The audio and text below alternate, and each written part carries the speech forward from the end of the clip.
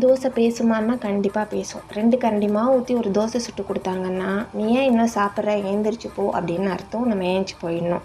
இதுவே அரை கரண்டி மாவு ஊற்றி ரோஸ்ட் போல் கொடுத்தாங்கன்னா, நல்லா சாப்பிடுப்பான்னு கொடுக்குறாங்க. தைரியமாக நம்ம நிறையா சாப்பிட்டுக்கலாம்.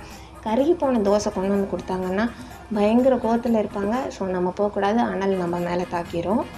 இதுவே வேகாத தோசை கொண்டு வந்தாங்கன்னா, பயங்கர கேர்ஃபுல்லாக இருக்கணும். எப்படா நம்ம கொஷின் கேட்போம், ஃபைட்டு ஸ்டார்ட் பண்ணலாம் அப்படின்னு இருப்பாங்க. ஸோ நம்ம கேர்ஃபுல்லாக இருந்துக்கணும்.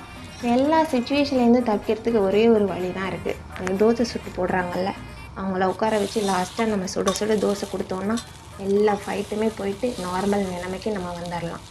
இதுதான் தோசையோட சைக்காலஜி எனக்கு தெரிஞ்ச வரைக்கும். உங்களுக்கு தெரிஞ்சதை கமெண்ட் செக்ஷனில் பதிவு பண்ணுங்கள்.